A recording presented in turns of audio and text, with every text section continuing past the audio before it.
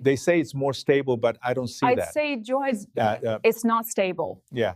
People don't know what's coming. We need to fix this. When a Supreme Court justice mocked her law degree, the courtroom thought she'd fold. Instead, the world watched her rise. The chamber was heavy with silence, the kind of silence that isn't calm but coiled, a silence before laughter, before judgment, before the dismissal of someone who dared to walk into a room already stacked against her. Clarence Thomas leaned back, lips curled in that practiced smirk, and his words sliced the air with deliberate contempt. Law degree. From there, he scoffed, almost amused, almost certain the insult would stick. A ripple passed through the rows, a low hum of murmurs as eyes darted between him and the woman seated only a few feet away.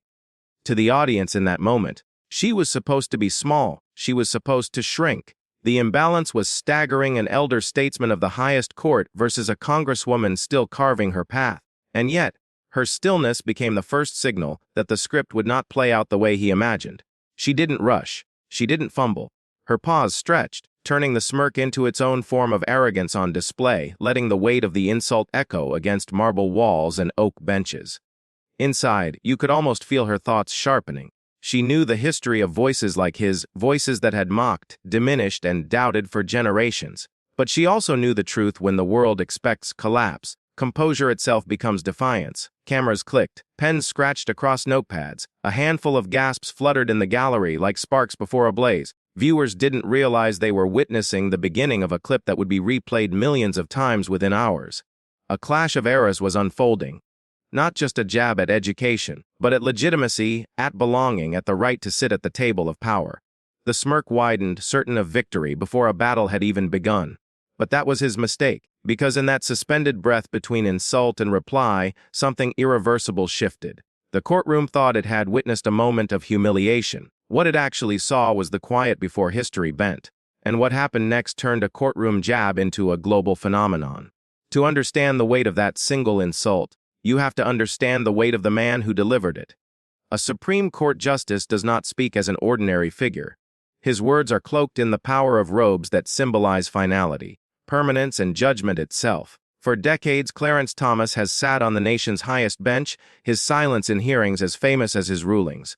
And when he does choose to speak, the rare words carry the authority of an institution that shapes lives for generations. That is the gravity that pressed down on the chamber when he smirked and dismissed Jasmine Crockett's degree. In America, education has always been more than education. A diploma can open doors or seal them shut, and the law degree, in particular, is supposed to confer legitimacy, a ticket into the conversation of power. But when someone in Thomas's position ridicules that credential, he isn't just mocking an individual's education. He is, in effect, saying, "You don't belong here. You never did." Jasmine Crockett knew that sting all too well. Before she ever set foot into Congress, she carried with her a history written in both resilience and resistance.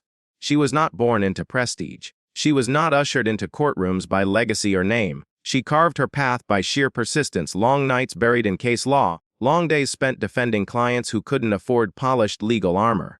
She was a lawyer first, then a public servant. A woman who understood that the law was not an abstract philosophy but a living, breathing force that touched real lives. And yet, through it all, she had been underestimated. Too direct, too raw, too unapologetic, her critics said.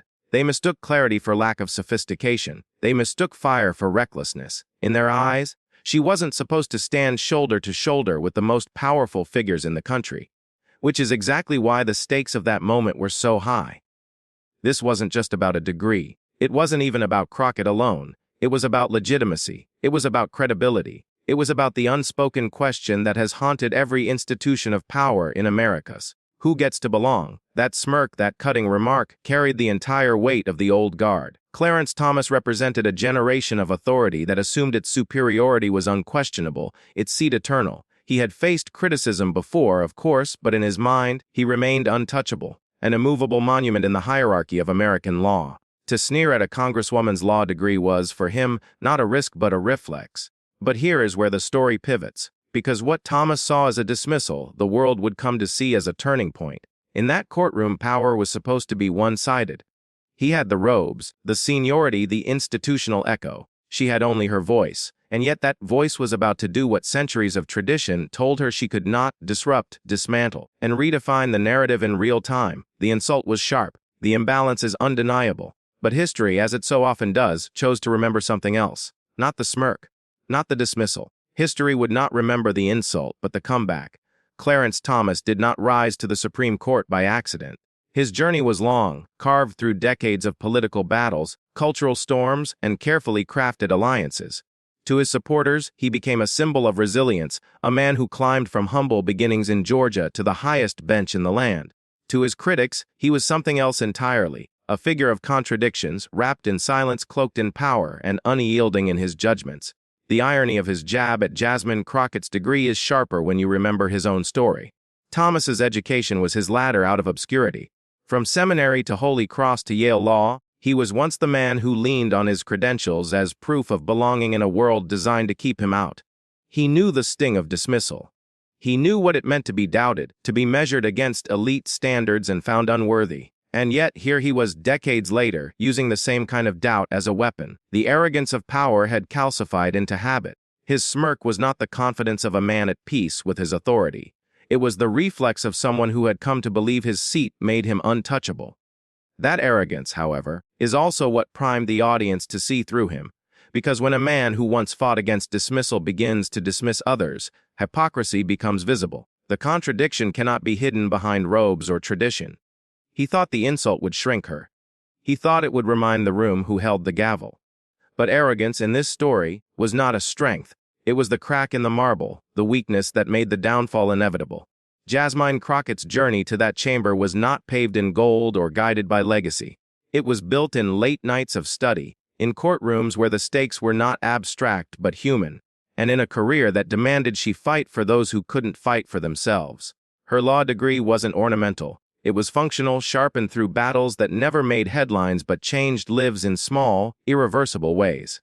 Yet, from the very beginning, she carried the burden of underestimation. Commentators said she was too blunt, too raw, too unpolished for the stage she now occupied. Colleagues whispered she was more passion than precision, more heat than light. And when she rose in politics, those judgments followed her like shadows. For years, they said she wasn't polished enough, wasn't serious enough, and now, a Supreme Court justice echoed that. The insult did not land in isolation. It reverberated through every slight, every whispered doubt, every headline that questioned her legitimacy. But here's the truth about underestimation: it becomes armor. Every dismissal she endured forged her voice into something sharper, steadier, harder to silence. Every slight she absorbed became fuel, a reminder that her very presence in those marble halls was itself a rebuttal to the old order. That was the silent electricity in the air when Clarence Thomas smirked. He thought he was echoing the consensus of a skeptical world. In reality, he was summoning every ounce of her resilience. Every scar she had turned into steel. The courtroom saw a woman being insulted. What they were about to see was something far more dangerous to the old guard. Because Crockett didn't just defend herself, she flipped the script. The courtroom air grew heavy, not with law but with theater. Every word spoken carried weight, but it was the silences that cut deepest. The exchange had begun with subtle digs, little barbs wrapped in politeness, the kind of condescension that wears a mask of civility. Clarence Thomas had perfected it over decades. The arched brow, the faint chuckle, the sigh that says you'll never measure up. At first, those gestures floated above the room like background noise, almost invisible to the casual observer. But to those paying attention, the dynamic was impossible to miss. The justice's tone dripped with dismissal, each phrase designed to shrink, to remind. He was not debating law, he was performing hierarchy. And the moment his jab at Crockett's law degree slipped from his mouth, the balance of the room shifted. It wasn't just the words, it was the way he said them. Smug, almost bored, as though her education was not a credential but a punchline. The insult landed with surgical precision, meant to slice dignity down to size. A smirk stretched across his face, his body leaning back as though the matter was settled before she could respond. And then, nothing. Crockett didn't flinch.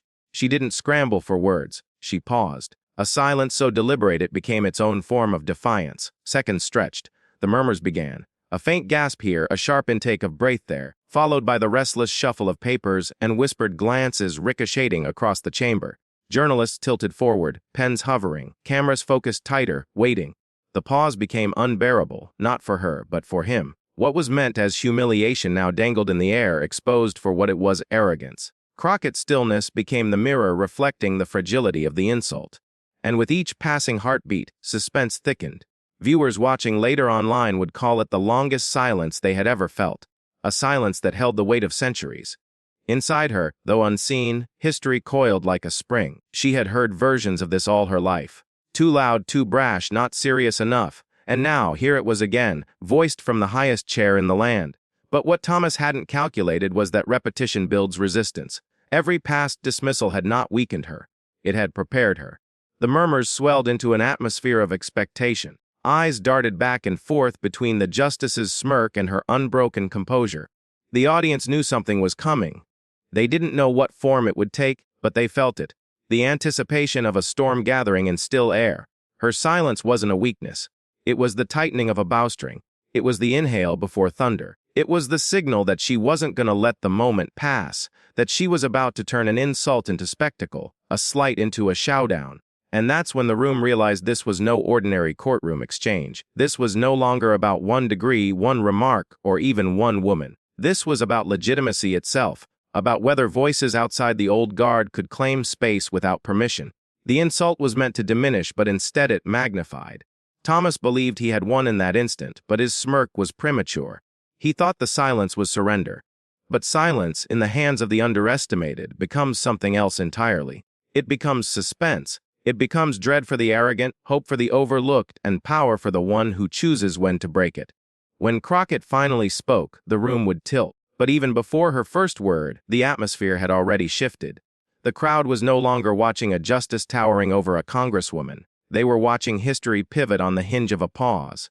This was more than a comeback. This was a cultural reset. The silence cracked with a voice that did not tremble. Jasmine Crockett leaned forward just enough to close the distance, her words delivered with surgical clarity. There was no stammer, no defensiveness, no attempt to smooth over the insult. Instead, she met the mockery head-on and turned it inside out. "You know, Justice Thomas," she began, her tone even but laced with steel, "it's fascinating that you'd choose to mock my degree when yours was once the only thing keeping people from dismissing you in the same way." The chamber froze. Gasp flickered across the rows. His smirk faltered, just slightly, but enough for the cameras to catch the twitch. It was the first sign that the ground beneath him was shifting. Crockett didn't stop there. She layered her rebuttal like a lawyer building a case brick by brick. First came the legal sharpness, the precise facts, the credentials that could not be erased by arrogance. She reminded the room that her degree was not a footnote, not a handout, not a token. It was earned. It was tested. It had been wielded in courtrooms long before she ever stood in front of him. Then came the moral authority. She pivoted from herself to the broader story. "For generations," she said, "voices like mine have been told we don't measure up. Our work isn't enough, our schools aren't enough, our credentials aren't enough. But somehow, no matter how many hurdles we clear, there's always someone ready to sneer from the top of the hill." The words pierced deeper than a personal defense. She had widened the battlefield. This wasn't Jasmine Crockett versus Clarence Thomas anymore. This was every underestimated graduate, every overlooked voice, every person who had fought twice as hard for half the recognition. The murmurs grew louder, less restrained. Reporters' pens scratched furiously, phones discreetly angled to capture her expression, her poise, the absolute certainty radiating from her. Viewers later would pause the replay at that moment, studying her face, not anger, not desperation, but the controlled confidence of someone who knew exactly what she was doing. Thomas shifted in his chair, his hand twitched at the armrest, his eyes narrowing, the smirk now gone entirely. The imbalance he had counted on was dissolving before him. The room, once deferential to his stature, was leaning toward her, and then, with the precision of a scalpel, she wielded sarcasm. "But I suppose," she said, letting the pause linger just enough, "it's easy to mock a degree when you've spent so long pretending yours makes you untouchable." The crowd erupted. Not with laughter, with the sharp sound of disbelief, with gasps that carried awe. It was the kind of line destined to ricochet across timelines, destined to be clipped into a viral soundbite. She hadn't just defended herself, she had inverted the entire hierarchy of the room. Her voice gathered force, layering commentary on privilege, on systemic bias, on the way institutions bend for some and barricade against others. "Education should be the great equalizer," she said, "but too often it becomes another weapon for gatekeeping. You know that, you live that, and yet here you are, using the same weapon against me." The brilliance of her rebuttal lay in its dual edgy, personal enough to sting, universal enough to resonate. It wasn't just her vindication. It was theirs, the vindication of everyone who had been questioned, mocked, or told they didn't belong. By now, Thomas was visibly unsettled. His jaw tightened, his eyes darting briefly away from hers. The shift was undeniable. The justice, the man in robes, was on the defensive. The courtroom energy had flipped, and the audience felt it like static in the air, each sentence built upon the last, her cadence rising, her dominance complete. What you meant as humiliation, she declared, became revelation. What you meant as dismissal became demonstration, and what you thought would silence me only made my voice louder. That was the breaking point. The room no longer belonged to him, it belonged to her. The ripple began instantly. Reporters tweeted fragments in real time, Crockett to Thomas. What you meant as humiliation became revelation, crowd gasps. Hashtags sprouted and multiplied, Crockett clapback, fade degrees matter, Facia flipped the script. Within minutes, the digital world was echoing what the marble chamber had just witnessed. And as the reactions spread, something deeper unfolded. It wasn't just about a trending clip. It was about resonance. People watched and felt the sting of the insult, as if it had been aimed at them. And they felt the triumph of the comeback as if it were theirs. In kitchens, in offices, on phones lit up at midnight, viewers replayed the clip over and over. They dissected the silence before she spoke, the precision of her delivery, the moment the smirk collapsed into unease. It became more than politics, it became a parable.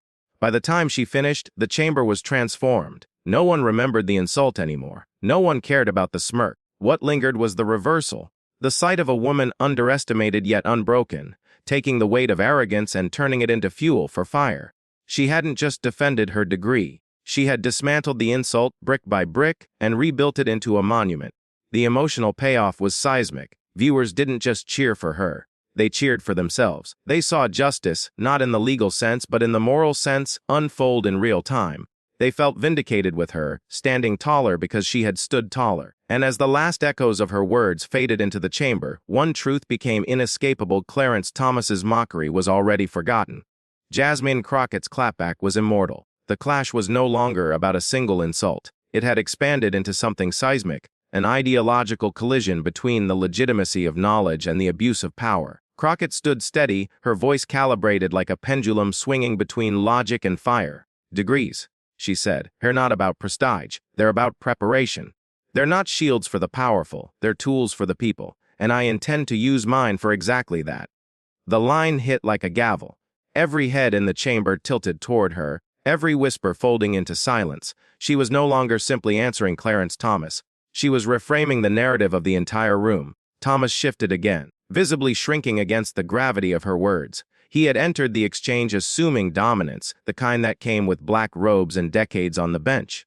But in that moment, the robe looked less like authority and more like armor, heavy, concealing, defensive. His silence wasn't commanding, it was fragile.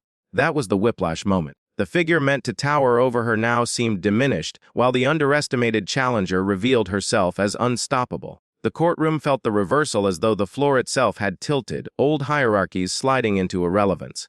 Crockett pressed forward. The true abuse of power, she declared, is believing that your station absolves you from scrutiny, that your seat means your word is beyond challenge. But power without humility is nothing more than corruption in a robe. Gasps rippled again, sharper this time. Some covered their mouths, others leaned forward, unwilling to miss a syllable. This wasn't just a rebuttal. It was an indictment, the kind of statement that etched itself into history the moment it left her lips. And then she pivoted, broadening her reach. I didn't come here to trade barbs. I came here to represent people who don't get the luxury of mocking anyone's degree because they're too busy trying to earn one. I came here to speak for communities who know what it means to be told they don't belong, yet still walk into rooms that weren't built for them. I came here, Justice Thomas, as a reminder. The people built this chamber. Not you, not me, the people. It was the voice of the public crashing through marble walls, the collective force of lives unseen but deeply felt.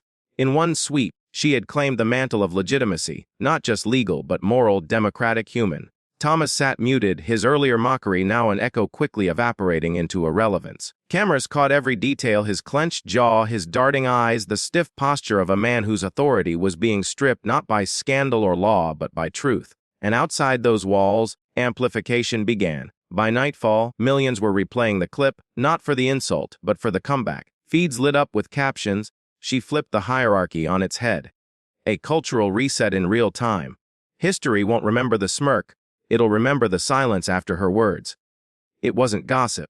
It wasn't a spectacle. It was vindication, transmitted through every screen. People weren't just watching, they were participating, resharing, reclaiming, retelling. The clip became communal property, a story carried on digital winds to every corner of the globe.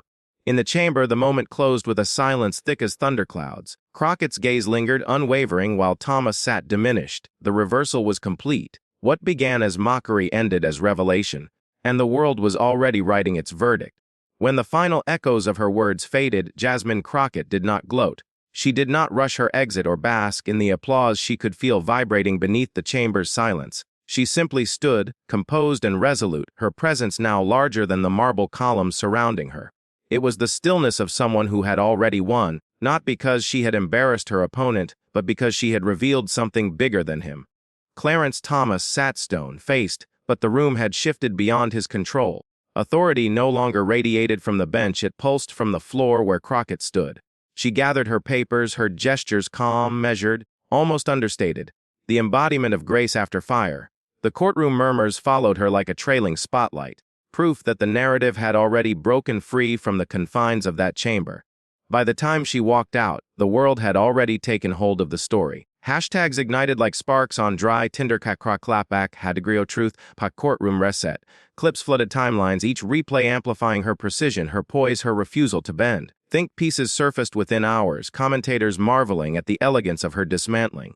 The Atlantic called it a masterclass in moral authority. Even conservative outlets, usually critical, admitted begrudgingly that Thomas had been caught off guard, unprepared for the sting of his own hypocrisy. Support came from voices she might never have expected. Law professors tweeted that her words would be studied in classrooms. Activists called her a symbol of resilience. Even entertainers, rappers, athletes, actors shared the clip with captions like, "This is how you check power." It was no longer a courtroom skirmish. It was cultural currency, and through it all, Crockett did not chase the noise. Her public response was simple, grounded, unadorned. I stand by what I said, because it wasn't about me. It was about the people I serve.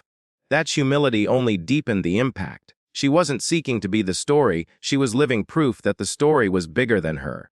The emotional rhythm cooled, but the impression remained electric. Thomas, diminished, retreated into silence, his smirk now a cautionary image replayed alongside the triumphant voice that erased it.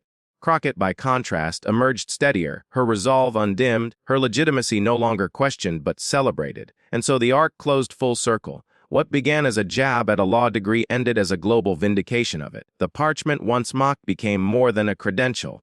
It became a symbol, a rallying point, a banner for those who had been told they didn't belong. In the end, the courtroom insult dissolved into irrelevance. The comeback became the headline. The law degree mocked in court became the emblem of worldwide vindication. Justice Clarence Thomas mocked Jasmine Crockett's law degree. But instead of shrinking, she etched her name into viral history. What began as a smirk meant to dismiss her became the very spark that carried her voice across the world. The moment didn't just belong to a courtroom. It belonged to everyone watching, everyone who had ever been doubted, dismissed, or told they didn't belong. The internet crowned the verdict instantly. Viral comments read like a chorus. She bodied him without breaking a sweat. That's not a comeback, that's a cultural reset. Thomas brought shade, but Crockett brought daylight. And as the clip looped across millions of screens, it wasn't the insult people remembered. It was the silence that followed her words, the pause where power itself seemed to tilt. Now the question shifts to you. If you were in that courtroom, whose side would you have been on?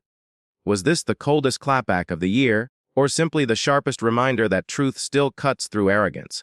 Subscribe if you believe truth deserves the last word. Share if you think voices like Crockett's should never be underestimated again.